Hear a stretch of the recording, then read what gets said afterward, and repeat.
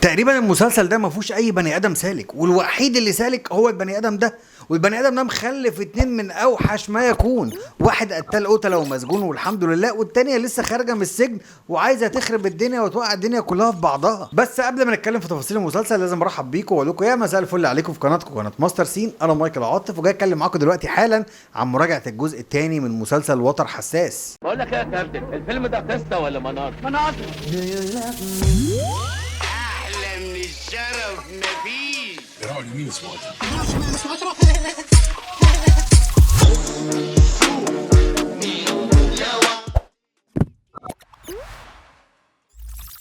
والمسلسل من بطولة مجموعة كبيرة جدا من النجوم، وعلى رأسهم محمد علاء، غادة عادل، انجل مقدم، هيدي كرم، رانيا منصور، تميم عبده، محمد محمود عبد العزيز، لطيفة فهمي، كمال ابو ريا، محمد العمروسي، وغيرهم كتير. اما التأليف لأمين جمال ومينا بباوي. والمسلسل من اخراج مخرج الدراما المتميز وائل فرج. وطبعا الجزء الثاني مبني على تكملة الاحداث اللي حصلت في الجزء الاولاني، فلو انت ما شفتش الجزء الاولاني فانت محتاج بسرعة كده تخش تدور على الملخصات وتفهم ايه اللي حصل عشان تبقى فاهم القصه بعد كده ماشيه ازاي. ورغم ان القصه تبدو من بره كده انها بسيطه لكنها متشابكه جدا، يعني انا مش هقدر احكي لك الجزء الاول بمنتهى البساطه والسلاسه، لكن انا هحاول اديك فكره سريعه كده عن اللي بيحصل في الجزء الثاني عشان تبقى فاهم. رشيد اللي بيلعب دور محمد علاء متجوز واحده حربايه وحربوقه اللي هي كاميليا اللي بيلعب دورها انجل مقدم، واللي بقدره قادر وقعت الدنيا في بعضها وخربت الدنيا وتسببت في موت واحد من قرايبها وعملت كوارث كتير جدا لانها انسانه صفرة وسودة وحربايه. وبينتهي الموسم الاولاني ان كاميليا بتتسجن ورشيد بياخد ولاده وبيسافر بره. بيبتدي بقى الجزء الثاني ان رشيد بيرجع بولاده تاني لمصر، والحربايه دي بتخرج بره السجن تاخد براءه، بتاخد حسن سير وسلوك. ولما رشيد بيرجع مصر بيرجع عشان خاطر عايز يتجوز. لكن يا صديقي اللي عايز اقوله لك ان مفيش شخصيه في المسلسل دي سالكه ونقيه وسهله، كل واحد وراه مصيبه وكارثه وداهيه. يعني اوعى تفتكر مثلا ان رشيد ده جيد في روايه احدهم، رشيد ده برضه وراه حكايه وراه حوارات كتير، وقيس على كده كل البني ادمين كله ماشي يحور على كله. ويمكن انضف واحد فيهم محمد محمود عبد العزيز اللي بيلعب دور ادهم القاضي، اللي هو طالع في المسلسل ابن كمال ابو ريا اللي هو هاشم القاضي، اللي هو برضه بالمناسبه راجل مش سهل خالص. وتعالوا بقى بسرعه نتكلم على الايجابيات والسلبيات وايه اللي عجبني وايه اللي ما عجبنيش في المسلسل خلال اول 12 حلقه انا شفتهم. مبدئيا كده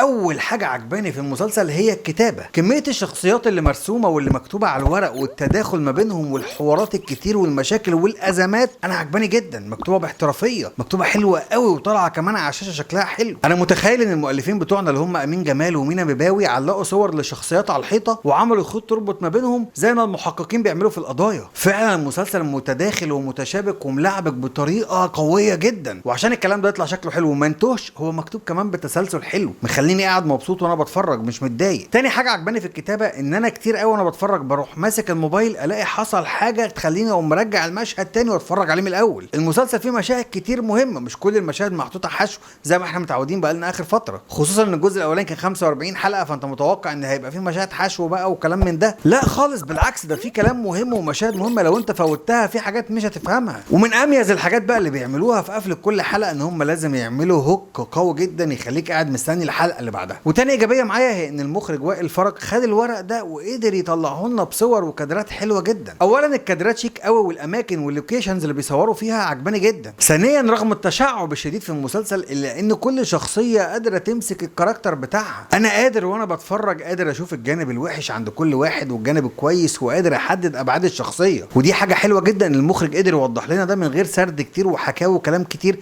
يفصلنا عن الفرجه. لا هو بيوريك احداث، بيوريك حوارات، انت شايف اتنين بيتكلموا وشايف عينيهم بتقول ايه، شايف ماتش حواري فيه بينج بونج فيه خد وهات، مفيش شخصيه مسيطره 100%، مفيش شخصيه ذكيه 100%، الذكي فيه لاسكه منه والشاطر فيه لاشطر منه والوحش فيه اوحش منه. ولما نيجي نتكلم على السلبيات هقول لك ان السلبيات مش كتير قوي لكنها مضايقاني، ان في بعض المواقف اللي قصدنا نخلي فيها كل اللي حوالينا سذج بطريقه بايخه عشان بس نعمل حدث معين. طبعا انا مش عارف اتكلم براحتي ومش عايز اتكلم براحتي عشان ما احرقلكش اي حاجه من الاحداث، بس انا دلوقتي بتكلم عن المشهد اللي فيه اولاد رشيد خرجوا بره البيت. وطبعا انت لو شفت المسلسل هتكون فاهم قصدي كويس قوي. انا هنا حسيت ان احنا عايزين نعمل حبكه معينه فهنعمل موقف هنخلي فيه الناس اللي دماغهم سم دي يعدوا الموقف والسذاجه اللي حصلت دي كلها بمنتهى السهوله، في حين ان هم بني ادمين دماغهم سم وبيفكروا في كل خطوه، ومش ده طبيعي يكون رد فعلهم، لكنها مش سلبيه كبيره هنقف عندها، لان بصراحه لحد دلوقتي المسلسل متماسك وهو عاجبني، لكن لسه بدري قوي عشان نحكم عليه لان احنا بنتكلم في 12 حلقه، والحقيقه انا مش عارف هم هيجيبوا احداث تاني منين عشان يخلوا المسلسل 45 حلقه زي الجزء اللي فات،